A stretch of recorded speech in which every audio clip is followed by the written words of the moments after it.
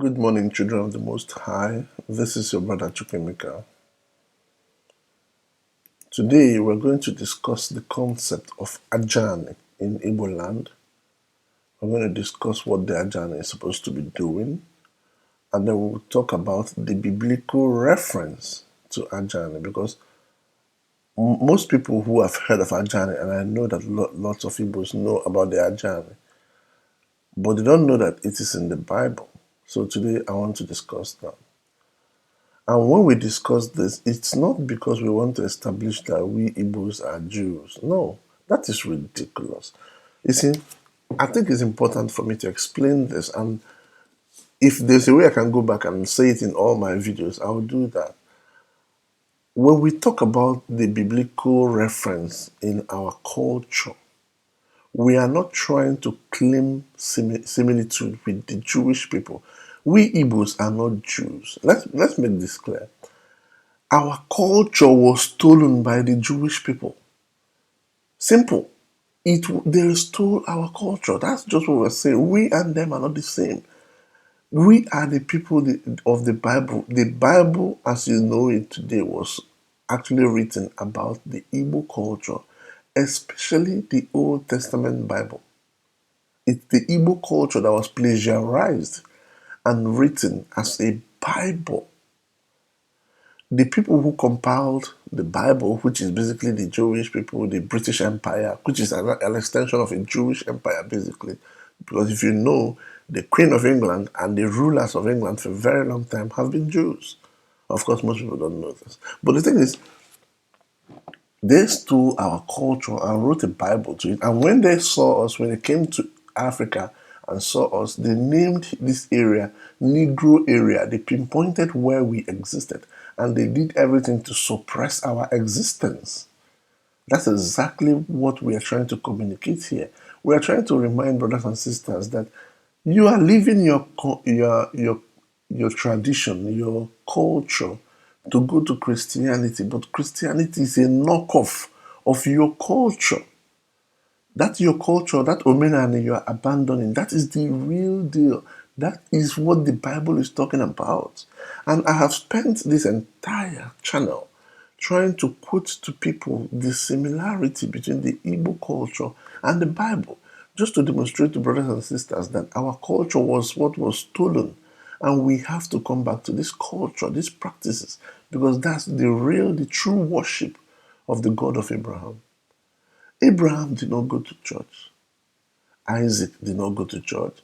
Jacob did not go to church. And I want you to pay attention here. Isaac, Jacob, these may or may not be their real name. These are all biblical translations. It could be the real thing. It could be an agreement by the translators. You need to understand how the Bible was translated.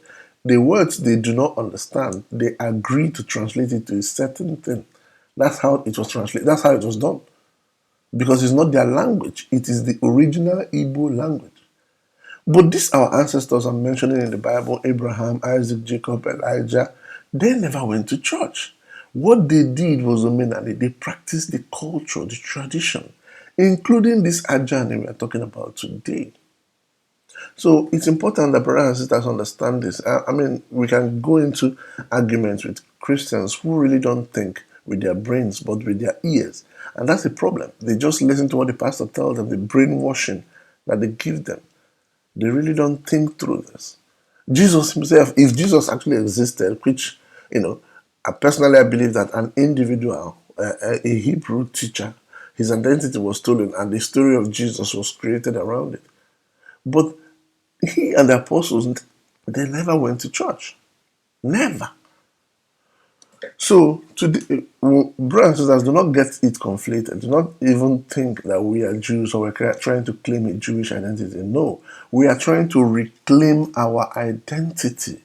The Bible is the Igbo history, Igbo culture that was stolen, plagiarized, and compiled by the Europeans into a Bible. Shakespeare was one of the compilers of the Bible. It is written in the book of Psalms, for those of you who know this. Okay, anyway, today we're talking about Ajana. We will talk about Shakespeare and his people some other time, but today is Ajana. For those of you who are not Igbos, let me explain the concept of Ajani. Ajani translates is just two words. Aja, which means sand, Ani, which means the land. So Ajani is basically the sand of the land. It basically represents the land on which we sit, on which we exist. Everybody lives on the land, whether rich or poor. You are stepping foot on the land when you're walking. You eat food from the land. The land is a neutralizing factor. Today in science, they will tell you that the earth itself is just one big neutral where you pass currents to and blah blah blah. We've all known this in Igbo culture. We've all known that the land is a neutral factor. It basically neutralizes everybody because anybody who dies will be buried in the land. Any living thing, anything that dies and goes is actually falls to the land. So we recognize in our culture the neutrality of the land. The rich and poor, everyone steps on it. That is the concept of Ajani. Now, the concept, that is actually the meaning, translation of Ajani. The concept of Ajani means that the land on which we live, on which we walk, on which we feed and everything is responsible for our morality. In Igbo land, let me say that again. Our land is responsible for our morality. When we do something right, when we do something wrong, it has to do with the land. There are crimes you will commit, and Igbo will say, "Emene ha na na sonso." Don't do what the land forbids. So the concept of Ajani in Igbo land means that the land is responsible for our morality. There are things you will do, there are crimes someone can commit, and they'll say that this person has defiled the land. They say, Imelugoane. That means you have defiled the land. There are crimes that you commit, and they will say you've defiled the land. And for that kind of crime, special atonement needs to be done to cleanse the land. We don't talk about the concept of forgiving person when they commit a crime. No, we talk about cleaning the land. That is what we believe in Igbo land. There are atrocities people will commit in the land, and they have to be atonement to clean the land because they have defiled the land. And if this is not done, that person or that family in which that crime was committed will be rooted from the land. They will die. Things will happen to them. It will take a little while, but you will see it. Sooner or later, you will just see things tragically happening to people. This is the crime that they have committed. Someone in their bloodline have committed a huge crime. This crime could be incest. It could be bestiality. It could be murder. It could be anything. These are crimes that defile the land. Okay. Now, let me explain the concept to everyone because most times people, when you hear things that have been done in tradition, you compare it with modern day living. You have to take yourself back to the days. In Igbo land, we have no military. We have no police force. If there is war, everybody goes to war. Okay, we have no police force. We don't have kings that have that wobi that go to beat up people or something. Forget whatever you're seeing in Nollywood. That's just nonsense. We don't have those kind of concepts in Igbo land. How do we keep people in check? How do people behave and live peacefully? I mean, imagine how your communities today will be if you don't have police. But we didn't have police in our land because everybody lived according to the law of the land. The laws of our God in Igbo land is what we call the law of the land. Everybody abides by the law of the land. Our land is considered responsible for what we do. That is how it was in our community in those days. If you do something wrong or you have a dispute with person, you go to the Ajani, to whoever is in charge of the Ajani. And the person will say, look, whoever is lying here should stand up and say. If you don't say it, the land will claim your head. And the land will claim your head. Not only your head, but that of the family, until that land is cleansed and the abomination is cleansed from the midst of the people. That is what they call Ikboalo, Imegalo, Oyemegalo. If not, that sin will not be forgiven. The land will take people from that family until it is done. This is what goes on in Igbo land and is still going on today. That's the concept of Ajan. That's what Ajan is. When an Igbo man is telling the truth in an Igbo assembly, all he needs to do is to remove his shoes and stand with his bare feet on the bare earth. If he is lying, the land will take his head. That is very important. This thing happened today. That's why you see here that one Igwe in one village is dead or the other Igwe, because the Igwe or the king of a village holds the ofo of that village. And as long as you step your foot on the land and you are lying in an assembly, it is an abomination. To lie in an assembly or to deceive or to sleep with people's wives or to, I don't know, commit incest, bestiality, murder, all those things. And if that is not clear, if you don't do something to cleanse the land of what you've committed, it will come for you. This is the concept in Igbo land. The concept of Ajani assumes that each and every one of us come from the land. We walk on the land, we step on the land, we feed from the land. And when we die, we return to the land. We were made with the land and we're going to return to the land. That is the concept of Ajan. The land assumes responsibility for the things we do. We are children of the land, and when we commit a crime, the land assumes responsibility, and the land will flush us out until until that sin has been atoned for and the land cleansed. You see people that commit atrocities today in Igbo land, you tell them, maybe something your father has done, maybe something your mother has done. And they will say, no, we have been cleansed by the blood, we've been worshipped by the blood. That is pure nonsense, children of the Most High. Let me say this again, that is complete nonsense. If you don't cleanse the land, it's going to come for you. It's going to come for your head. Our land you see today is still there. Okay, before I go too deep, let me first of all make something clear here. Some people in some books I have read, and in some, I don't know, some presentations that people have made, they describe Ajana as the feminine goddess, while Enu is the masculine and Anna is the feminine goddess.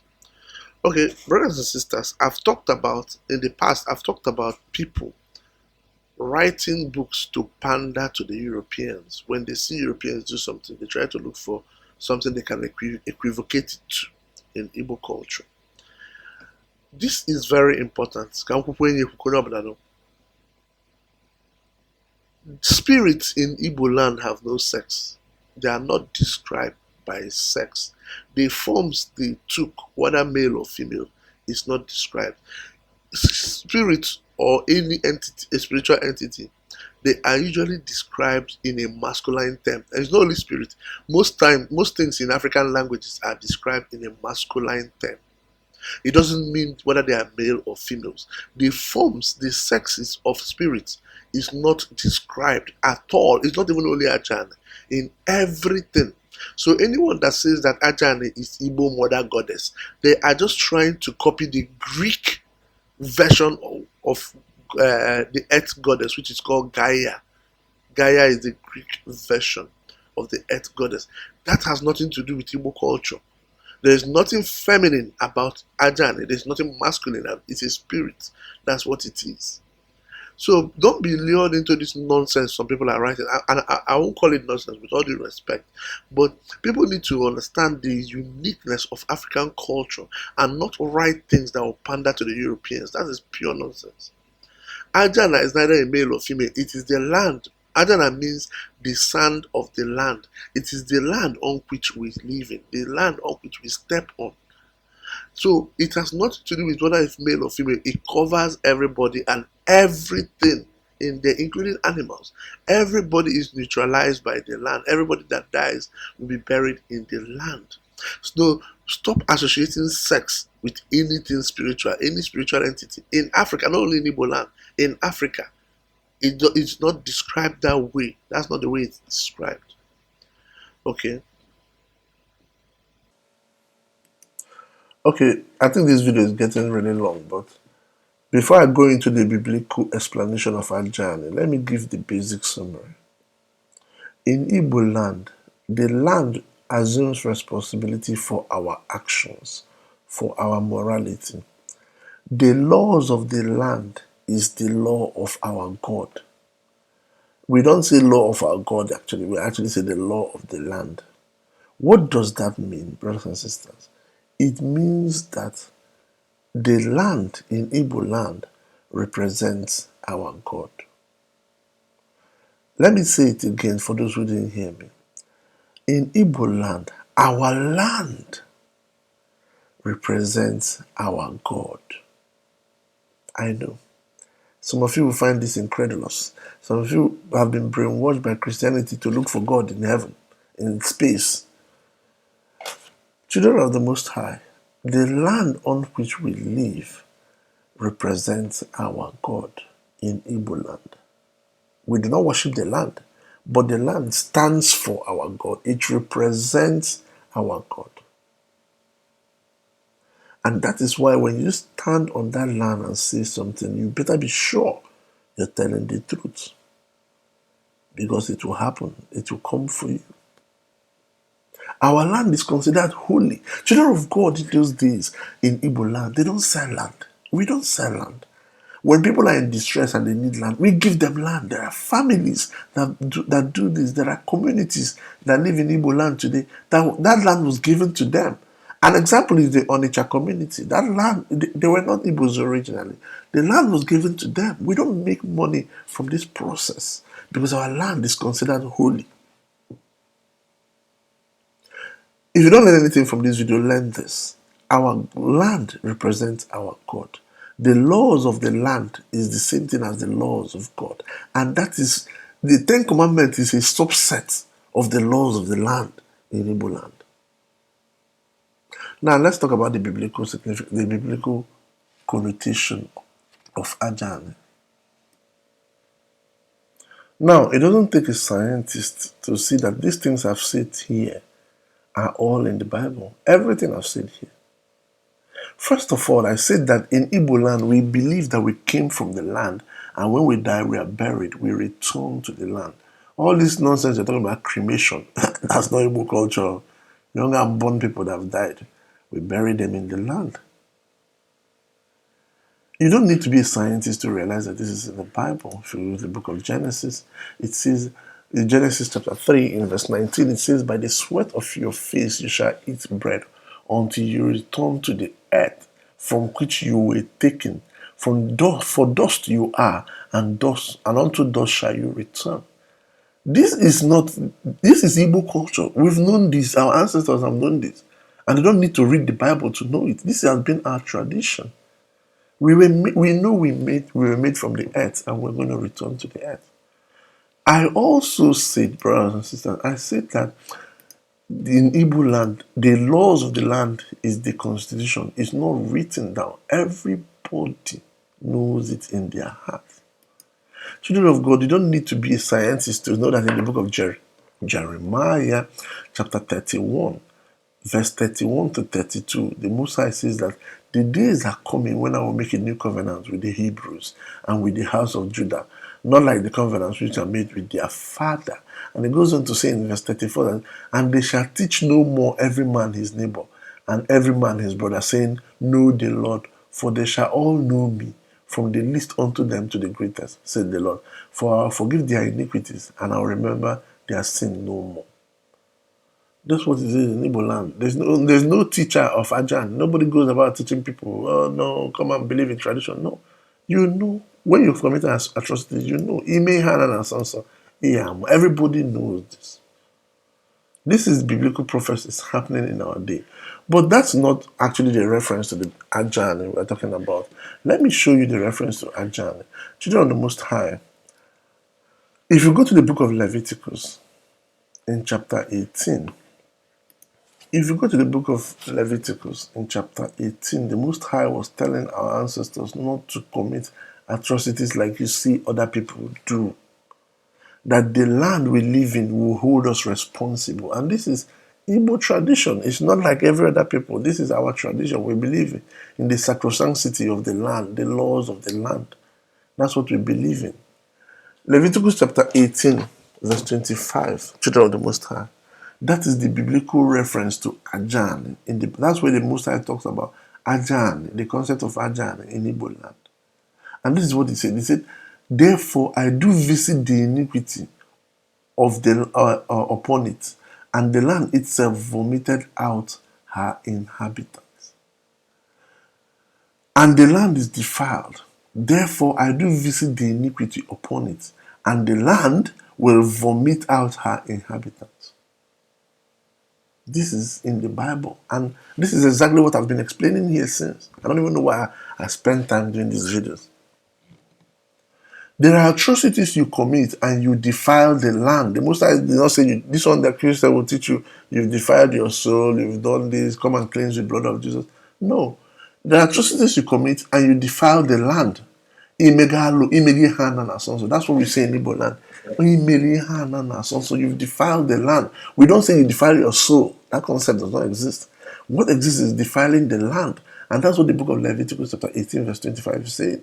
There are sins you commit and you've defiled the land. Brothers and sisters, go and read the entire book of Leviticus chapter 18 so that you see some of those sins that the Most High was talking about. And it's the same thing we know in Igbo land, that if you commit them, you've committed what the land abhors. And the Most High is saying here that, therefore I will visit the iniquity upon the land.